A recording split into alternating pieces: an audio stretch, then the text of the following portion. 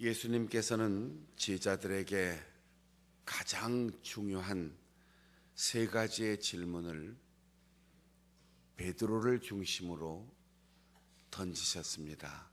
많은 사람에게 혹은 하나하나 일일이 묻지 않고 제자들의 대표격인 베드로에게 네가 나를 누구라고 하느냐? 많은 사람들에게 너희는 이라고 질문을 시작하셨지만 남들의 이야기가 아니고 대중들의 여론이 아닌 너는 나를 누구라고 고백하느냐? 그렇게 질문하셨습니다. 그 질문에 베드로가 주님은 그리스도이십니다. 그리스도란 말은 구약 성경 히브리어의 메시아에 해당하는 헬라어 번역인데 기름을 부음 받은 자, 기름 부음을 받은 자.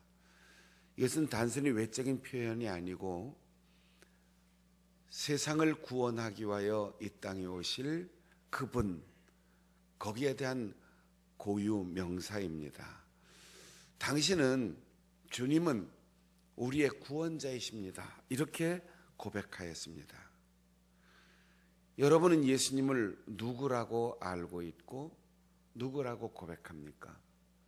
100이면 100, 1000이면 1000, 많은 사람들이 각기 나름대로 예수 그리스도를 보고 느끼고 고백합니다.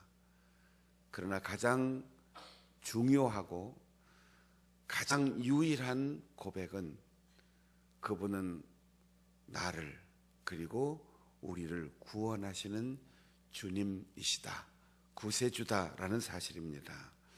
두 번째 중요한 질문은 요한복음 6장에 밀물처럼 몰려왔다가 썰물처럼 떠나가는 많은 사람들을 바라보면서 예수님이 베드로에게 물으셨습니다. 베드로야, 너희도 가려느냐?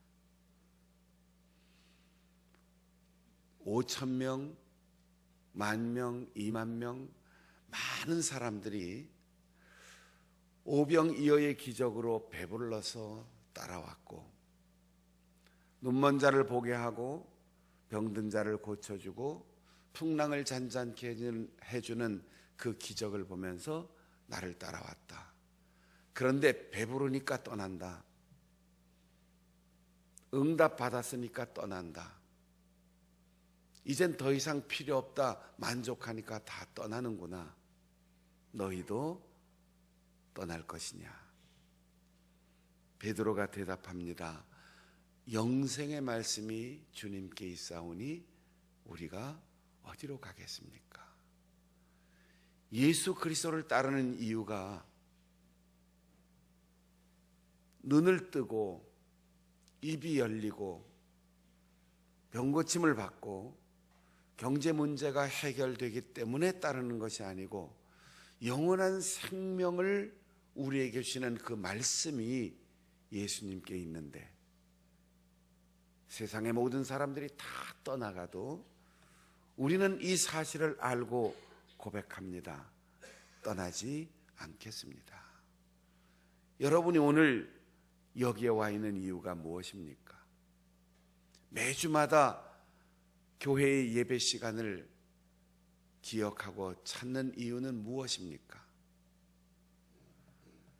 설교 시간에 귀를 기울이고 눈에 초점을 한 사람에게 맞추는 이유가 무엇입니까?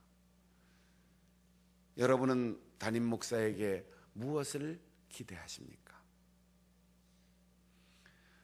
말씀이 없다면 그 어떤 위로도 소망도 그 어떤 이익도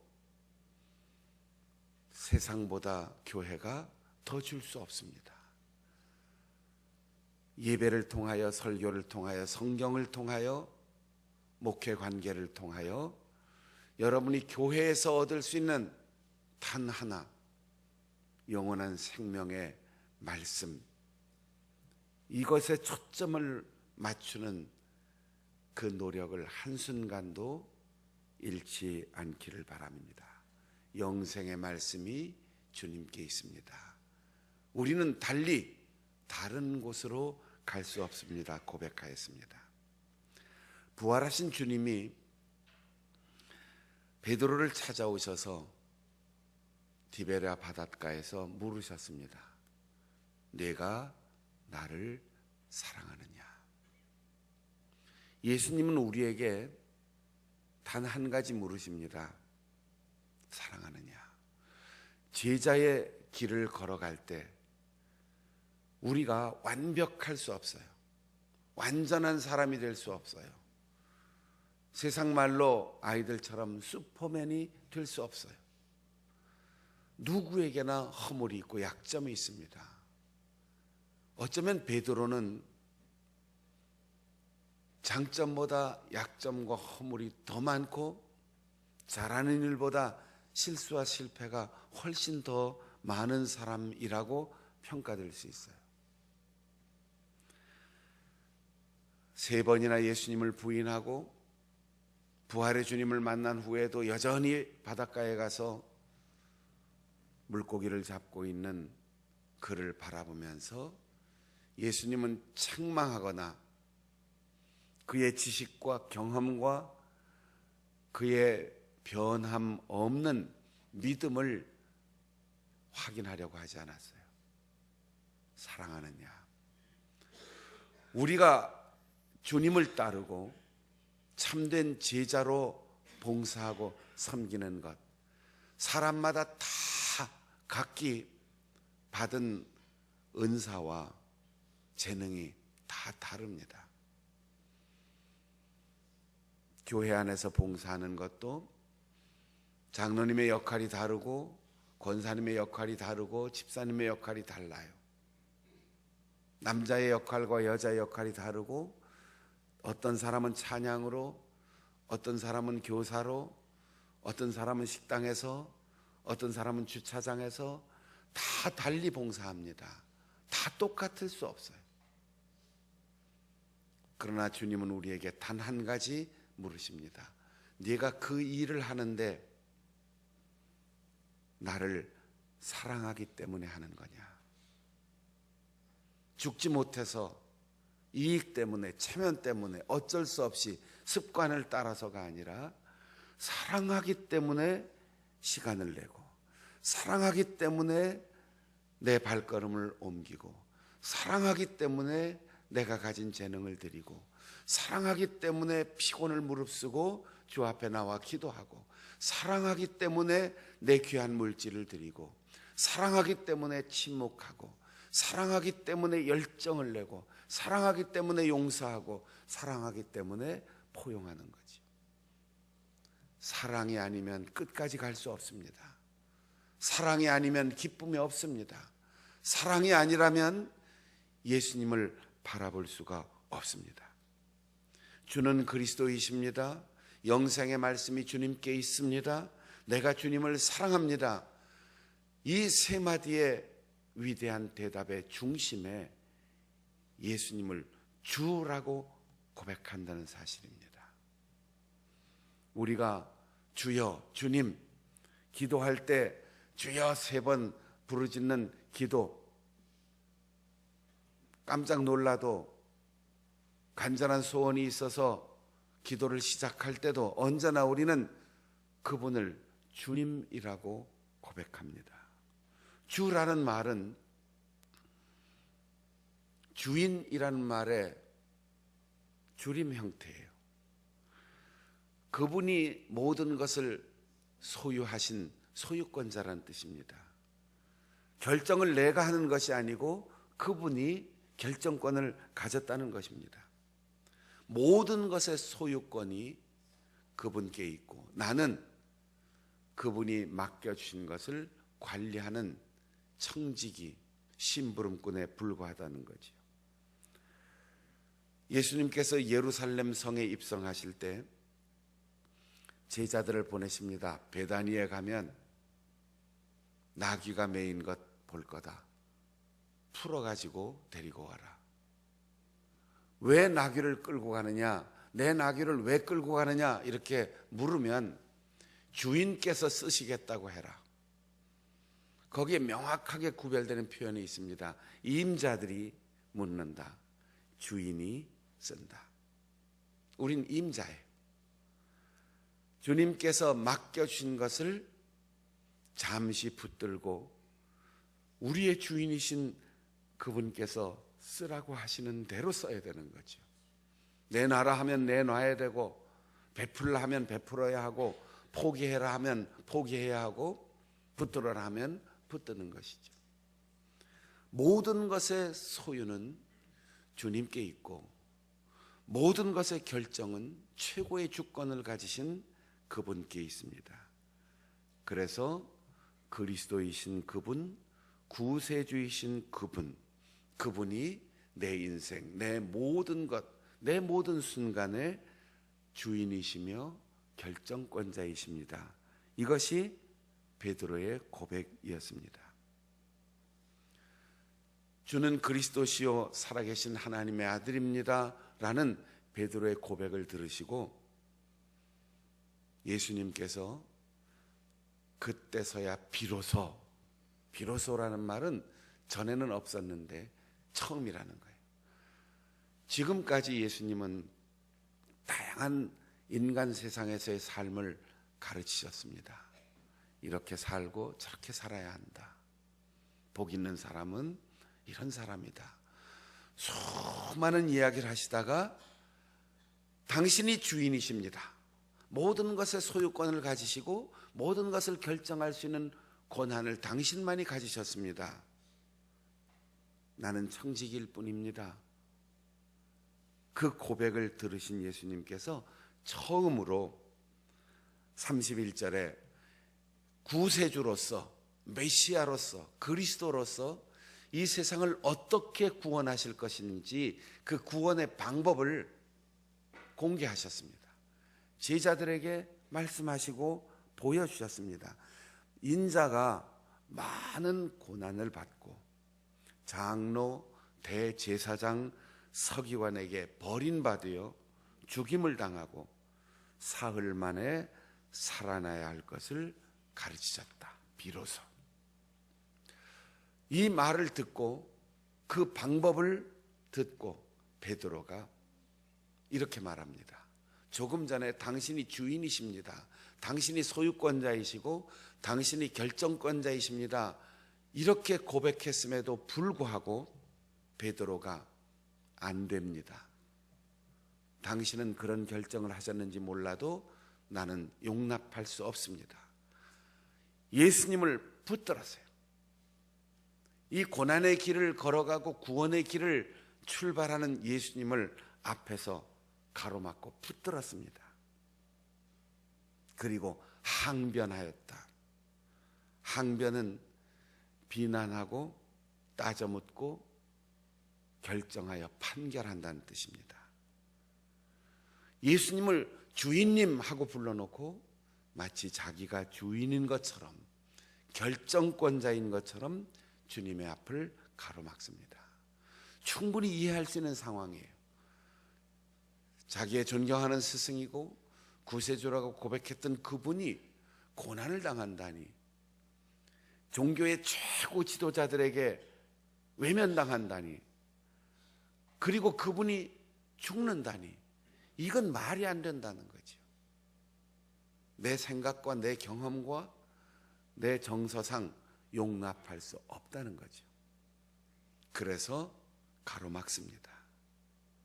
그런데 예수님께서 그를 꾸짖습니다. 항변한다는 말과 꾸짖는다는 말이 같은 단어예요. 예수님께 항변했더니 꾸지람이 왔어요. 예수님의 앞을 가로막았더니 그의 앞길이 막혔어요.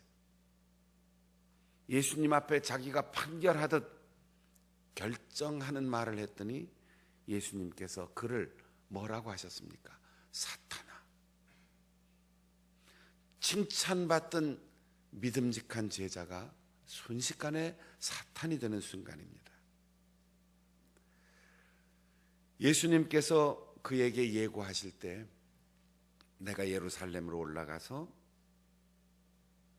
고난을 당하고 버림을 받고 죽어야 할 것을, 여기 죽어야 한다, 이 예고가 반드시라는 말이에요. 반드시.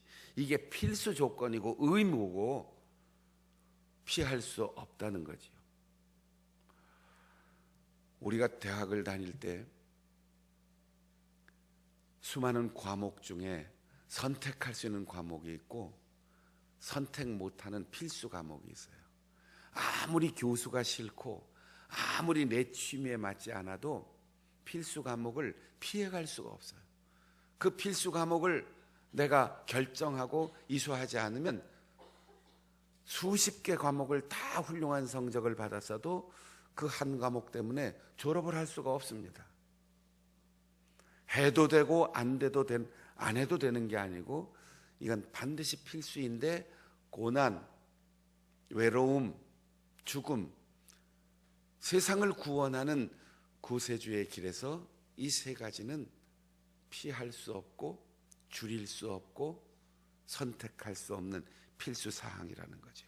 반드시 대강 고난이 아니고 많은 고난 받아야 이 세상의 모든 사람을 구원할 수 있고 반드시 사람에게 버림을 받아야 하나님께 용납받을 수 있고 반드시 죽어야만 다시 살 수 있어요. 죽지 않으면 다시 살 수 없다는 거지. 제자의 도리로 인간적인 정리로 아끼는 마음으로 예수님의 앞길을 가로막고 안 됩니다. 충분히 이해할 수 있죠. 이제 이번 특별 새벽기도 끝나면 다음 한 주간 동안 고난 주간 우리가 특별히 부활절을 앞두고 다들 경건의 계획들을 가지고 있을 거예요. 성경을 얼만큼 읽는다든지 금식한다든지 철야한다든지 아니면 금식한 헌금을 가지고 내가 어떤 좋은 일을 한다든지 나름대로 다 계획이 있을 텐데 가장 가까운 아내나 남편에게 물어보세요. 나 금식할까? 나 며칠 철야할까? 열이면 열이다. 뭐 꼭 그렇게까지 해야 돼? 일주일 하지 말고 사흘만 하지. 다 그렇게 얘기할 거예요. 먹고 살기도 힘든데 뭔 헌금을 그렇게 무리하게 하려고 해. 괜찮아. 다 아셔. 하나님이 다 아셔. 그렇게 안 해도 다 아셔. 여러분 자녀들이 공부 잘하고 성품 좋고 정말 사람들이 아유 아들 잘 두셨습니다. 딸 잘 두셨습니다. 이렇게 칭찬하는데 아버지 저 신학교 가서 목사가 되려는데요. 선교사 되려고 하는데요. 야, 그냥 돈 많이 벌어서 헌금 많이 하는 장로 되면 좋을 텐데 꼭 목사가 돼야 되냐? 꼭 선교사 돼야 되냐? 꼭 사모해야 되냐? 말리고 싶을 거예요. 아마 열이면 열, 백이면 백 다 말릴 거예요. 그런데 그게 주님이 원하시는 길이 아니라는 거예요. 그래서 묻지 말아야 되는 거예요. 예수님께서 내가 이 길을 간다. 그런데 아무에게도 말하지 마라. 누구도 말하지 마라. 십자가 지고 나를 따라오기만 해라. 이미 예수님께서는 인간의 심성을 깊이 통찰하시고 제자들의 성품을 다 아시기 때문에 침묵하라고 말씀하셨어요. 그런데 베드로가 제일 먼저 말합니다. 선생님 안 됩니다. 앞을 가로막고 붙들고 논리적으로 따져 묻습니다. 예수님 지금 몇 년 일했습니까? 33살의 청년 같은 나이입니다. 3년밖에 아직 사역 못했습니다. 지금 5,000명, 10,000명씩 모여드는 인기 절정입니다. 우리들도 더불어서 뭔가 누리고 헌신하고 희생한 만큼 뭘 받아야지. 이만큼 우리 고생시켜놓고 그냥 떠나실 겁니까? 얼마든지 할 말이 있어요. 예수님께서 침묵하라 라고 했는데 제일 가깝고 제일 믿음직했던 베드로가 제일 먼저 그 말씀을 어기고 항변하고 그래서 복 있는 사람이라고 칭찬받은 그 사람이 잠시 후에 사탄아. 베드로가 어찌 사탄이 됐겠습니까? 사탄이 그 뒤에서 조종하는 것을 보셨기 때문에 우리는 하나님의 말씀 앞에 어떻게 살아가는가, 거기에 의해서 천사도 될 수 있고, 내가 복음을 들고 누군가를 만나면 예수님이 될 수도 있고, 내 생각과 침묵하지 못하는 경솔함 때문에 순식간에 사탄도 될 수 있고 사탄의 심부름꾼도 될 수 있습니다. 우리는 늘 부름을 받은 사람이고 보냄을 받은 사람입니다. 누구의 부름을 받아 누구의 보냄을 받은 사람으로 살 것입니까? 주님의 말씀대로 침묵하고 십자가를 지고 따르지 않는다면 우리는 예수님께 부름받아 예수님의 보냄을 받아 살아가는 사명자인 줄 알았는데 순식간에 마귀로부터 부름을 받고 사탄의 세움을 받고 사탄의 보냄을 받은 사탄의 대사가 될 수 있습니다. 나를 따르려면 누구든지 예외 없습니다. 목사도 장로도 권사도 3대 4대 신앙생활 한 사람도 날마다 기도하고 성경을 많이 읽은 사람도 어떤 직분을 가진 사람도 예외 없이 반드시 나를 따르려면 십자가를 져라. 십자가를 지우는 사람이 아니고 십자가를 만드는 사람이 아니고 십자가를 바라보고 십자가를 말하고 십자가를 믿는 사람이 아니라 십자가를 지는 사람입니다. 아주 단순해요. 예배 시간에 담임 목사가 광고합니다. 오늘 아무개 선교사님이 오셨습니다. 그러면 여러분이 할 수 있는 말과 생각이 뭐 있어요? 교회에서 예비라도 드려야 되는 거 아닙니까? 선교회 후원 좀 해야지요. 그렇게 말하라고 알리는 게 아니에요. 내가 남에게 십자가를 지우는 게 아니고 내가 내 주머니를 털 수 있어야 돼요. 내가 가진 것 좋은 것 줄 수 있는 용기와 지혜가 있어야 돼요. 교회라면 이렇게 해야 되죠. 장로님들은 뭐 하십니까? 이렇게 목사님 도와드려야 되죠. 권사님들이 잘 도우시겠죠. 내가 하라는, 내가. 예수님께서 베드로에게 두 가지를 말씀한 거예요. 침묵하라, 십자가를 져라. 그런데 우리는 할 말이 많아요. 그리고 누군가가 십자가를 져주기를 바랍니다. 십자가를 바라보고 십자가를 말하고 십자가를 자랑하고 싶지만 십자가를 지고 싶지는 않습니다. 주님이 마지막 길을 걸어가는 그때 한 여인이 예수님께 다가와서 아무 말하지 않고 향유를 병째로 깨어 그 머리에 붓고 눈물로 그 발을 적시고 머리털로 그 발을 닦아드렸습니다. 여인은 한마디도 내가 예수님께 감동받았습니다, 내가 예수님을 사랑합니다, 내가 예수님 뜻대로 살겠습니다 말하지 않았어요. 그는 향유로 말했고 눈물로 말했고 머리털로 말했고 입맞춤으로 말했습니다. 그러나 예수님을 초청했던 자기의 음식과 솜씨와 성의를 자랑하려고 하던 사람은 마음속으로 저분이 그 여인이 죄인인지 아나 모르나, 통찰력이 있어 없어, 진짜 구세주야, 이렇게 말하고, 베드로는 향유를 붓는 여인의 행동을 가리켜 한 방울만 해도 충분히 성의를 표시할 텐데 그 3천만 원짜리 향유를 한꺼번에 쏟아붓다니, 그거 팔아서 가난한 사람들 도와주었으면 얼마나 좋았어.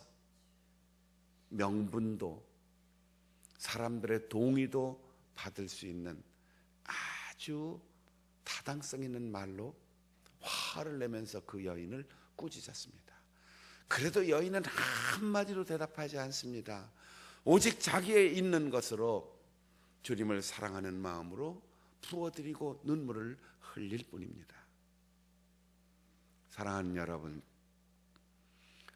사순절 기간 동안 말씀을 묵상하고 기도하고 신앙과 경건의 훈련을 하는 이유는 침묵하기 위해서입니다. 십자가를 지기 위해서입니다. 정말 좋은 아버지는 자식들에게 아무것도 설명하지 않습니다.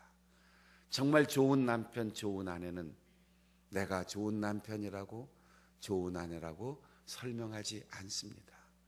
다 죽어도 더 줄 수 없어서 안타까워하는 미안한 마음에 침묵할 따름입니다.